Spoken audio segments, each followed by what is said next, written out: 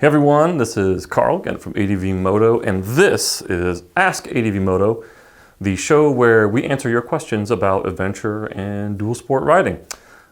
Today we are here with Erik Stephens from Twisted Throttle, who's going to be discussing some common questions we get about adding lighting to your bike.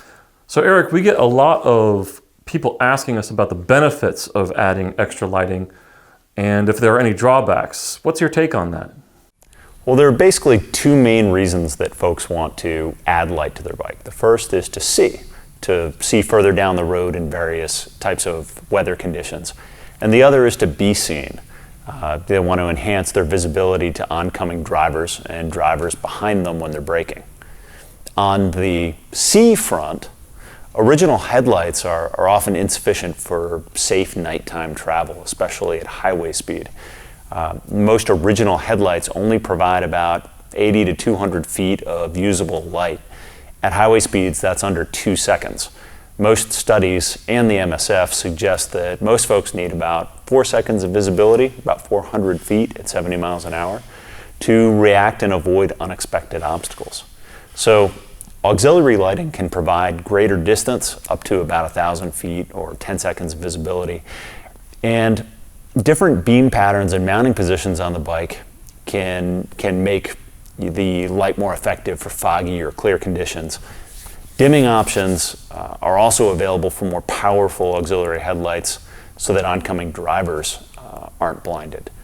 As far as being seen, some considerations you might want to think about are that when other drivers see you, it's better than being invisible, but if they see and notice you, that's the best. Being noticed is called conspicuous or conspicuity. Conspicuity lighting has two main forms. The forward or side lamps are typically in white or yellow, and the rear-facing lamps, which are typically running or brake lamps, are typically in red. Now, if you're talking about forward-facing lamps, white or daylight color is lower eye strain than other colors when used as a headlight. But if your main goal is to try to be conspicuous to other drivers, traffic safety studies show that yellow is a lot more noticeable or conspicuous than white. As far as rear-facing light, a deceleration-triggered brake light flasher is a great way to increase your visibility to drivers behind you, especially if you're in the habit of engine braking instead of using your brake levers.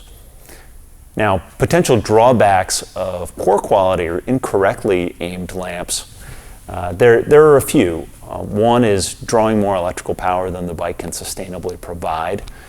Another is that you might blind oncoming drivers if the lights are incorrectly aimed or placed in an improper mounting location. Lastly, you want to make sure that you choose the appropriate beam pattern for your use.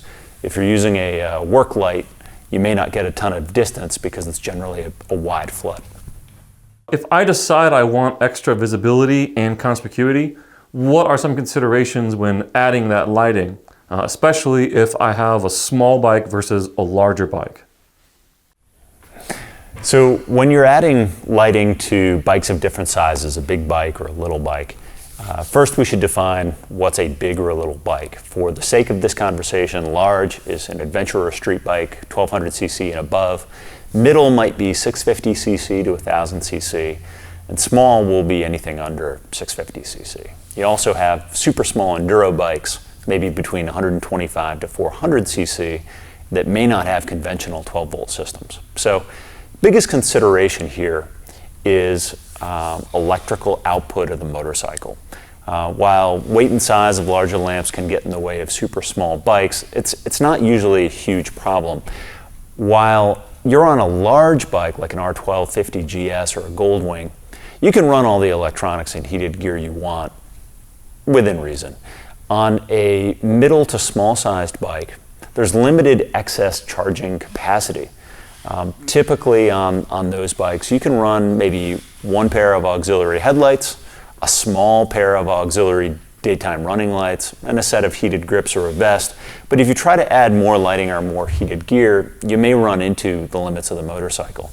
On a small bike, you may not be able to use your light and your heat simultaneously. Super small enduros, as I mentioned, sometimes run on AC systems or don't have a battery. You may need to make some modifications to have 12-volt DC output to be able to feed a conventional auxiliary lighting system. So now that I've looked at my power output and I've picked the type of light that I want, can I install it at home, or is this something I really need to take to the shop? Well, we often get asked what the most difficult part of installations are and whether you should take your bike into the shop. And my favorite snarky answer is that if you have to ask, the answer is yes. That said, there are 3 parts to an install. And the first is mechanical install, bolting the mounting bracket and the lamp onto the bike, which is usually the simplest part.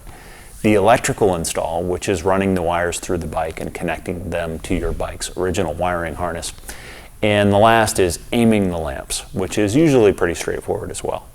If you're comfortable with hand tools and following general IKEA-style assembly instructions, mechanical installation is usually easy if you pick up a vehicle-specific mounting bracket that's the same brand as your lamps from a reputable manufacturer.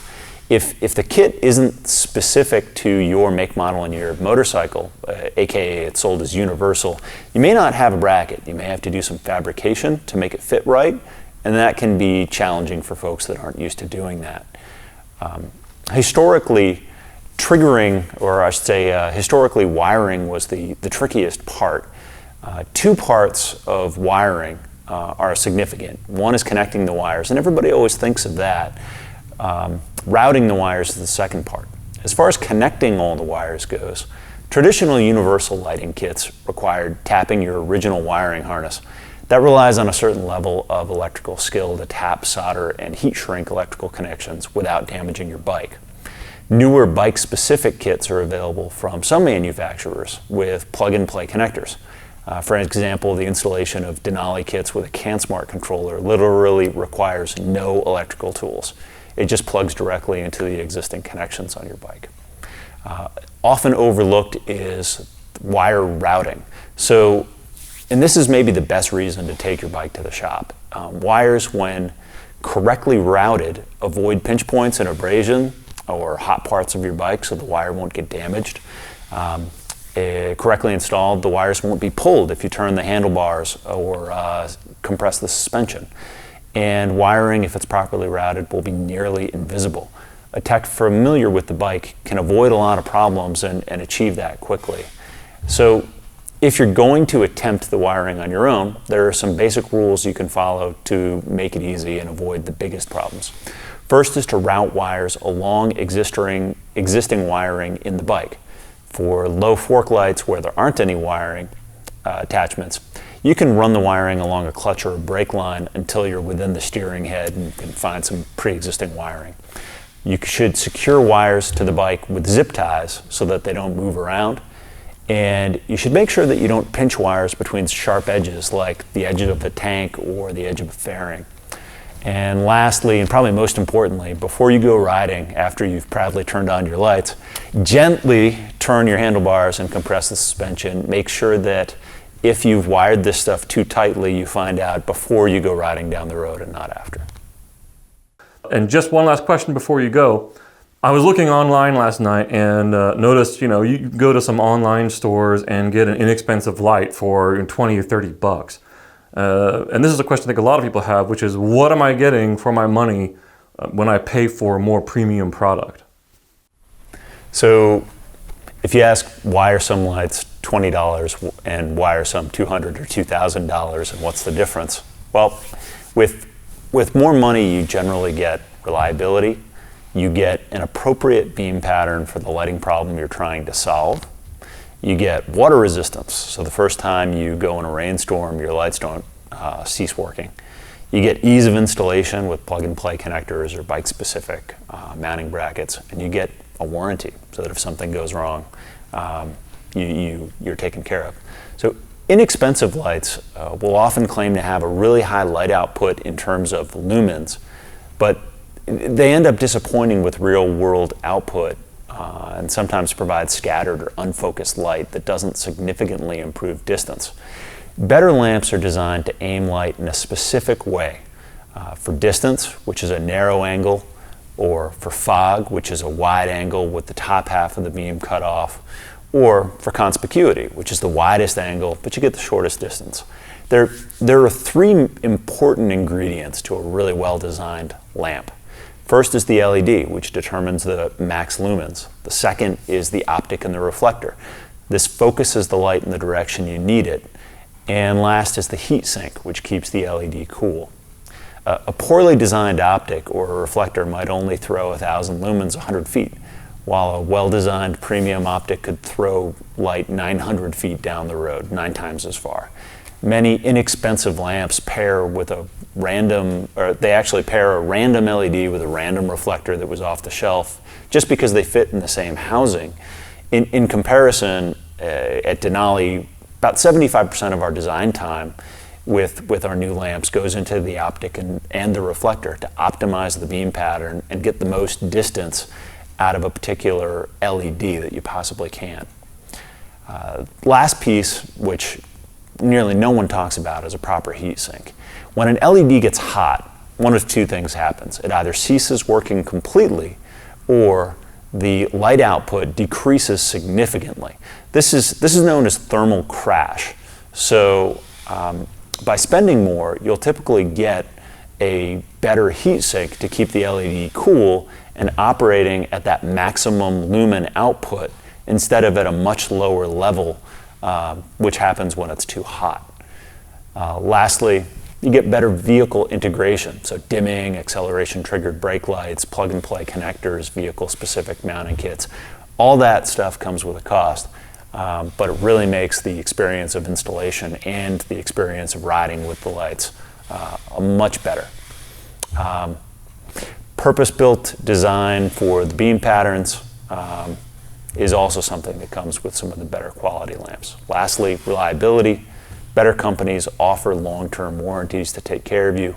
The Denali warranty is 5 years, and that's something you should look for if you're going to invest money in a good set of auxiliary lights. I think we answered a lot of great questions, and we're really glad to have you on the show. Thank you, sir. Have a great day. So for more info on adventure and dual sport riding, check out adventuremotorcycle.com. You can also find us on Facebook, Instagram, and Twitter as ADVMoto Mag.